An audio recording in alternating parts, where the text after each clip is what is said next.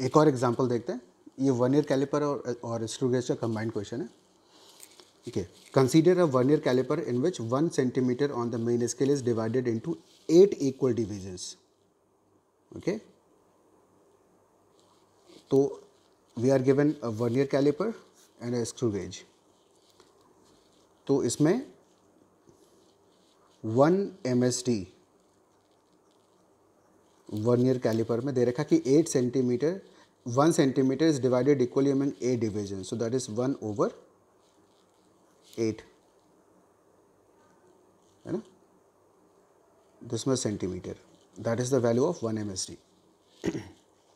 And screw gauge with 100 division on the circular scale. तो यहाँ पे नंबर ऑफ डिविजन्स दे रखे हैं 100 सर्कुलर स्केल में। Okay, in the vernier caliper 5 divisions of the vernier scale coincide with 4 divisions on the main scale. तो 5 VSD equals 4 MSD. So 1 VSD will be equal to 4 by 5 MSD. Okay, so we can write least count of vernier caliper, that will be 1 MSD minus 1 VSD. Okay, तो अगर हम इसको calculate करें तो 1 MSD का value कितना आएगा, that will be 0.125 centimetre और minus this will be 4/5 MSD। तो 4/5 into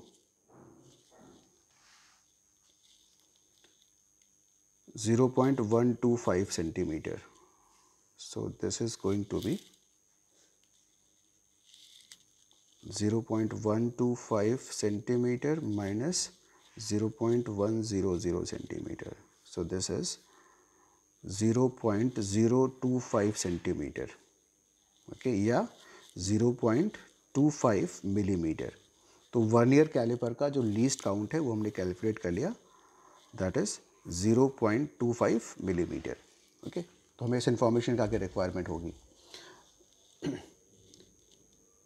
and it is also given in the question कि 1 complete rotation of circular scale moves it by 2 divisions on the linear scale, है ना। मतलब जो pitch होगा वो होगा 2 इंटू, है ना, 1 complete rotation of the circular scale moves it by 2 divisions on the linear scale, 2 into main scale division, है ना। अब ये main scale division vernier caliper का, स्क्रू गेज का मेन स्केल डिवीजन कितना है वो हमें आगे प्रॉब्लम्स में दे रखा हुआ है। ठीक है, तो इतना हमें इन्फॉर्मेशन दे रखा है। Now let us discuss each option one by one. So first option क्या दे रखा है, देखो, if pitch of the screw gauge is twice the least count of vernier caliper. Pitch of the screw gauge is twice the least count of vernier caliper. तो जो pitch है that is 2 into 0.25 millimetre, है ना। Least count कितना vernier caliper का, 0.25 millimetre है, और जो पिच दे रखा है स्क्रू गेज का वो है twice of least count of vernier caliper.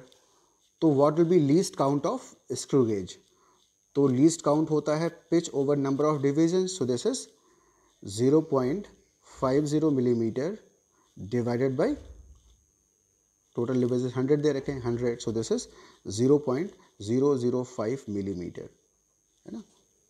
So option A is incorrect. Okay. Option B देखते हैं। If pitch of the screw gauge is twice the least count of vernier caliper, then least count of the screw gauge is 0.005 millimeter.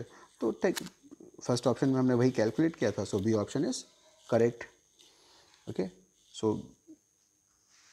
B option is correct. Now let us see the C option. So in the C option you can say if the least count of linear scale of screw gauge, least count of linear scale of the screw gauge is twice the least count of vernier caliper, है ना। तो जो linear scale है screw gauge का, उसका जो least count है, मतलब उसका जो 1 MSD है ना, वो वर्नियर कैलिपर के लीस्ट काउंट का 2 टाइम्स है। तो आप ध्यान रखोगे ना, ये हम अभी पिच की बात नहीं कर रहे हैं। जो मेन स्केल है उसका जो मिनिमम गैप है वो है 2 into 0.25 millimetre, so that is 0.50 millimetre. Okay, ये 1 MSD है। और क्वेश्चन में दे रखा था कि 1 complete rotation of the circular scale moves it by 2 divisions on the linear scale, है ना। तो जो पिच हो जाएगा सर्कुलर स्केल का इस केस में, that will be 2 into MSD, क्योंकि 2 डिवीजन वो मूव करता है एक रोटेट करने में, तो that will be 2 into 0.50, so this is 1.00 millimetre, ये उसका पिच हो जाएगा। ठीक है, तो इस स्क्रू गेज का लीस्ट काउंट कितना होगा? तो लीस्ट काउंट होता है pitch over number of division on circular scale. तो पिच आ गया 1 मिलीमीटर का, और नंबर ऑफ डिवीजन दे रखें 100, so this will be 0.01 millimeter. Okay, so C option is also correct. And D option is, if the least count of linear scale of the screw gauge is twice the least count of vernier caliper, the least count of screw gauge is 0.005 millimeter. So if C is correct, then D will be incorrect. तो इसका option हो गया B and C.